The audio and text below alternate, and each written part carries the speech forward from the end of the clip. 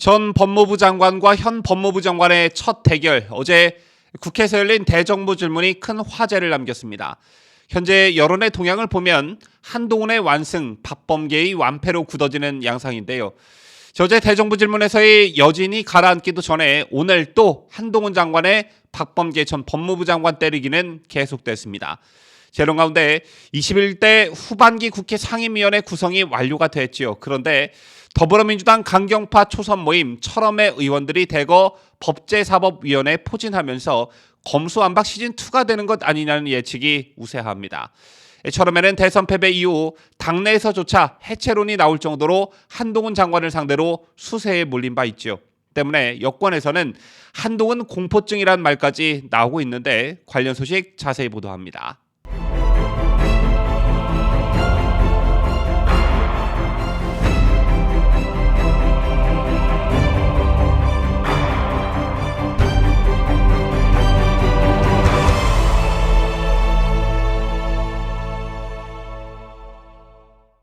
시청자 여러분 안녕하십니까? 뉴스데일리 베스트 민앵커입니다.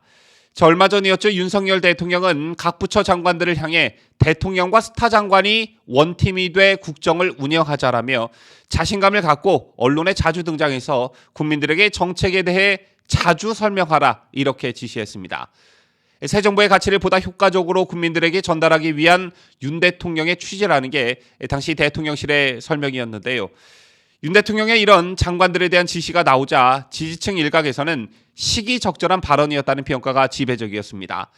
출근길 도어 스태핑으로 대통령은 매일같이 언론에 나왔지만 그에 따른 역효과로 일선 부처의 장관들이 잘 보이지 않는다는 지적이 잇따랐기 때문이죠. 때문에 대통령만 언론과 야당의 집중 타켓이 될 수밖에 없었고 때문에 지지율 하락의 요인이 되었다는 지적들도 많았습니다. 그런데 새로운 분위기 전환을 위한 큰 계기가 마련됐죠. 바로 어제 국회 본회의장에서의 첫 대정부 질문이었는데 어제 대정부 질문에서 국민들의 이목을 사로잡은 건 단연 한동훈 법무부 장관이었습니다. 어제부터 오늘까지 한동훈, 박범계 이 두 사람의 이름이 포털과 유튜브를 장식하고 있는데 여론 동향을 살펴보신 분들은 아시겠지만 완전한 한동훈 장관의 완승이었습니다. 보통 대정부 질문이나 TV 토론의 경우에 객관적인 평가보다는 내가 지지하는 사람이 상대보다 잘했다라고 믿는 경향이 강한데요. 어제 대정부 질문은 민주당 지지층에서조차 인정할 정도였으니 이 때문에 한동훈 장관의 완판승이라는 말이 횡행하고 있는 것입니다. 그리고 오늘 한동훈 장관의 박범계 전 장관 때리기는 계속됐습니다. 오늘 한동훈 장관 용산 대통령실에서 윤 대통령에게 업무 보고를 했고 그 이후 브리핑룸에서 기자들과 만났는데요. 제날 기자들로 하여금 이런 질문이 나왔습니다. 박범계 의원이 한 장관 취임 후 가장 큰 문제로 검찰 티타임 복원 같은 언론 홍보를 강화하는 것을 문제 삼았는데 여기에 대해 어떻게 생각하시느냐? 이런 질문이 나왔는데요. 여기서 말하는 검찰 티타임이란 일반적으로 차장 검사가 기자들과 갖는 일종의 백브리핑을 말합니다. 이 자리에서는 중요 수사 상황에 대한 대략적인 설명이 이루어지는데 다만 기자들의 구체적인 질문에는 보통 답을 하지 않습니다. 문재인 정부에서 사라졌다가 윤석열 정부에서 부활됐는데 박범계 의원이 최근 이걸 문제 삼고 나선 것입니다. 박범계 의원은 한 라디오 인터뷰에서 검찰 티타임을 지금 못하도록 되어 있는데 그거 하겠다는 것은 소위 대언론 홍보를 강화하겠다는 것 아닌가, 수사 홍보를 강화하겠다는 것이라며 국가를 통치하는 소위 검언유착을 더 강화하겠다는 소리로밖에 안 들린다 이렇게 말했습니다. 사실 이건 조국 전 장관 때 마련된 형사사건 공보금지 규정이 논란의 중심에 자리하고 있는데요. 조 전 장관 때 만들어져 2019년 12월부터 시행된 이 규정은 각 직업마다 전문 공보관을 만들어 검찰의 공보 업무를 전담하게 하고 전문 공보관이 아닌 검사 및 검찰 수사관은 형사사건과 관련해 언론과 개별적으로 접촉하지 못하게 해놨습니다. 그 이후 국민의 알 권리 침해라는 지적이 잇따랐고 더군다나 당시는 조국 전 장관의 부인 정경심 교수에 대한 수사가 한창이었기 때문에 이 같은 규정이 과연 누구를 위한 것이냐는 비판 여론도 많았습니다. 그리고 한동훈이 법무부 장관에 임명이 되고 형사사건 공개금지 규정을 손본다는 소식이 들려왔죠. 참고로 법무부 훈령인 이 규정은 국회를 거치지 않고 법무부가 자체적으로 개정할 수가 있습니다. 자, 때문에 박범계 의원이 이 티타임을 문제 삼은 것인데 오늘 한동훈 장관 또다시 박범계 장관의 해당 발언을 저격했습니다. 자, 오늘 한 장관은 박범계 의원을 향해 지난 정부에서는 과연 수사 정보 흘리기가 없었나 이렇게 반박했는데요. 한 장관은 해당 질문을 받고 자, 그럼 과거 정부에서는 수사 흘리기가 없었나, 티타임이 없었나 라고 반문하면서 그게 아니라 공개된 장소에서 정해진 방식으로 책임 있는 사람에게 공평하게 질문할 기회를 주는 것이 조화로운 길이라고 강조했습니다. 그러면서 한 장관은 중요한 임무를 담당하는 공직자는 언론으로부터 불편한 질문을 받아야 한다고 생각한다며 즉답하든 답을 안 하든 서로 소통이 될 수 있어야 한다. 그것을 공식화하고 투명한 방식으로 해야 한다. 전 그것을 정상화하겠다는 취지로 많은 분들이 동의하실 것 같다. 이렇게 말했습니다. 한동훈 장관의 말처럼 저도 많은 국민들께서 이 부분에 대해 동의하실 거라 생각하는데요. 당시 조국 장관의 법무부가 이 규정을 만든 명분은 피의자의 인권을 보호한다는 것이었습니다. 하지만 실제로는 재정 당시 검찰의 수사를 받고 있던 조국 법무부 장관이 스스로를 방어하기 위한 셀프 규정이라는 비판을 받았죠. 시행 이후에도 여권과 관련된 사건의 수사 내용이 알려지는 것을 막는 일종의 방패막이로 이용돼 왔다는 지적이 잇따랐습니다. 이 대표적 독소 조항이 기소가 돼도 첫 공판 전까지는 공소장 공개를 금지하는 내용인데 법무부는 이 조항을 근거로 청와대 울산시장 선거 개입 의혹 사건에 대한 공소장을 제출하라는 국회의 요구를 거부했고요. 윤미향 의원 사건의 공소장도 기소 뒤 1년이 지나서야 공개가 됐죠.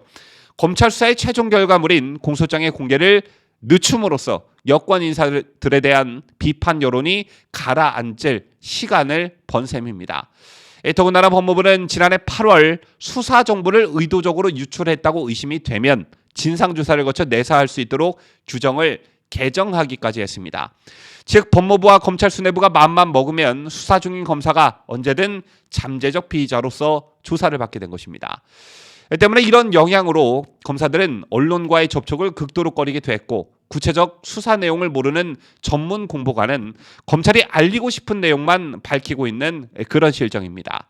이래서는 수사가 제대로 이루어지고 있는지 언론과 국민이 건전한 감시 활동을 하기가 어렵죠. 때문에 이 같은 규정을 선보겠다는 한동훈 장관의 의지가 국민들로부터 박수를 받을 수밖에 없는 것입니다.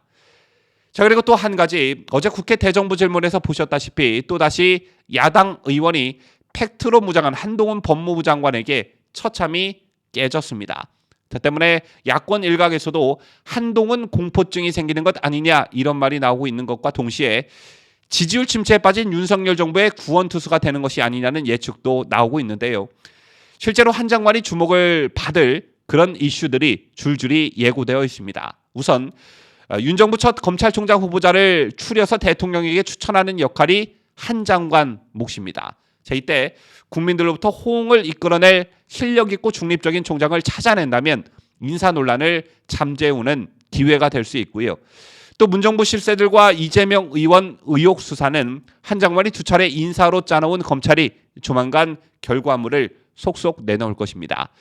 얼마 전 우상호 민주당 비대위원장이 한덕수 총리를 만나 야당의 협조를 받으려면 전 정권 수사를 자제해야 한다면서 한동훈 장관에게 이야기해달라 이렇게 부탁하는 일이 있었죠. 즉 한 장관이 사실상 칼자루를 쥔 형국인 것입니다. 이런 상황에서 한 장관이 야당의 정치적 거래 제안을 단호히 거부하고 야당의 공세에 대한 방어막을 쳐주고 검찰이 검수완박 법안 시행 시점인 9월 10일 전에 법에 따라 공정한 수사를 진행해 누구도 부인할 수 없는 증거를 제시한다면 여론도 들썩일 것입니다. 또 오늘 윤 대통령과 한 장관의 독대에서 무슨 얘기가 오갔는지는 모르겠으나 이명박 전 대통령과 이재용 삼성 부회장 등의 8.15 광복절 특사 여부가 초미의 관심사로 떠오르고 있죠. 또 친문 김경수 전 경남지사를 가석방해 이재명 의원의 친명 세력을 견제하자는 일종의 시나리오에 대해 어떤 판단을 내리게 될지 이에 따라 국민 여론도 들썩일 예정입니다. 자, 그리고 조만간 법사위원회의가 열립니다. 여러분 아시다시피 윤석열 중앙지검장, 윤석열 검찰총장을 스타로 만든 건 법사위가 그 출발점이었죠. 자, 이런 의미에서 최강욱, 이수진, 김남국 등 철험의 소속 민주당 초선 강경파들이 한 장관을 상대로 또다시 헛발질을 반복할 경우에 한 장관과 윤 정부의 지지율이 또 상승할 수도 있습니다.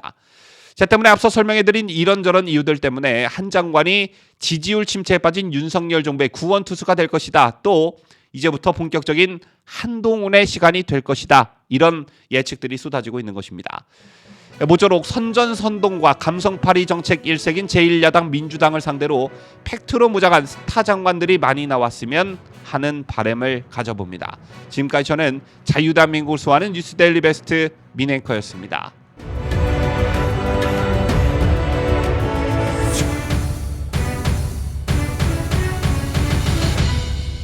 함께해요.